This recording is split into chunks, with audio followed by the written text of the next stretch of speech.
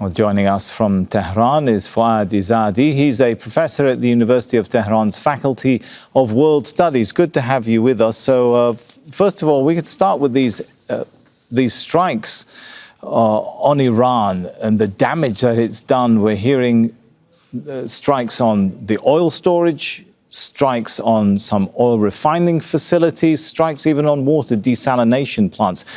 Has the government failed? The air defense system basically failed here if now even critical infrastructure can be targeted so easily? You can say that, and you can say that in Tehran we are hearing bombings, as you were talking. The country is under a serious attack. Different cities, we have lost over 1,400 civilians, including the little girls in that school on the first day.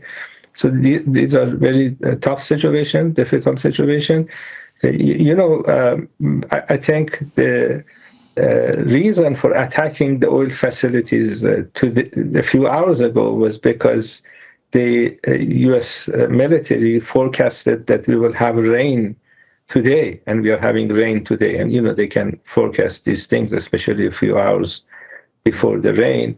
And I think they have done it purposely. They wanted to hit these oil facilities so they could create this huge smoke.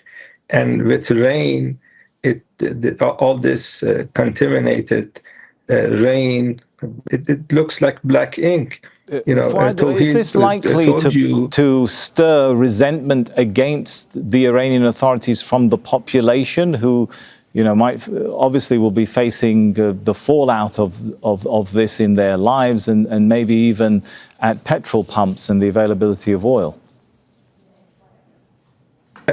It may, but I think most people understand that it was Trump and Netanyahu that are attacking Iran.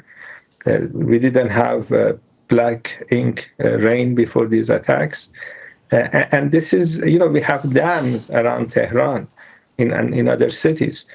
So the water that people drink is going to be affected by this oil that is going through the city's water system.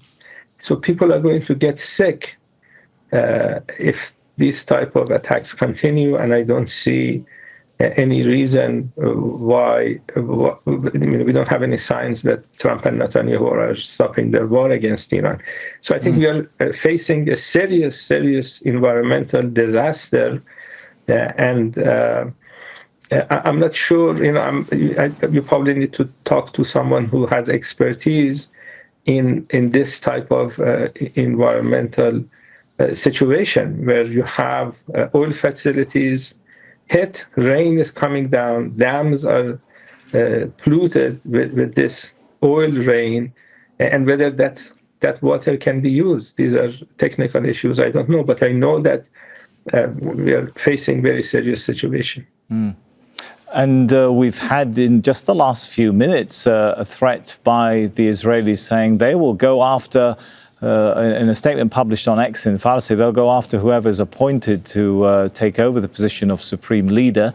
And that comes after just an hour or so of the indications that a consensus has been reached on appointing a new supreme leader for the country. What does all of this mean for that procession, that process of finding the ultimate position in political leadership in Iran?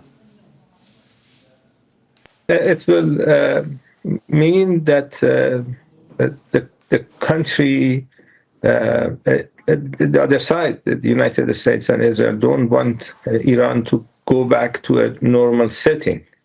And if you put the Israeli statement next to what Trump said a few hours ago, saying that a reporter asked him whether Iranian map, the country's map, is going to look like the current map.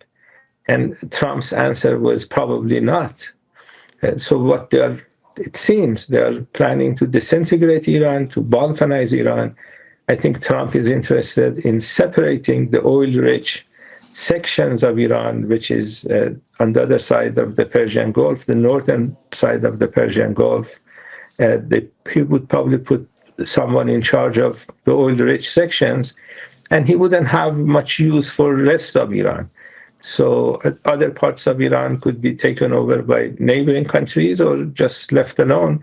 If they don't have oil, then Trump likes oil. He likes Venezuelan oil. He likes Iranian oil.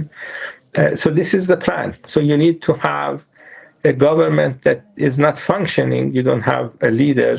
They probably would want to kill Iran's president as well. So you have the collapse of the Iranian government. So he can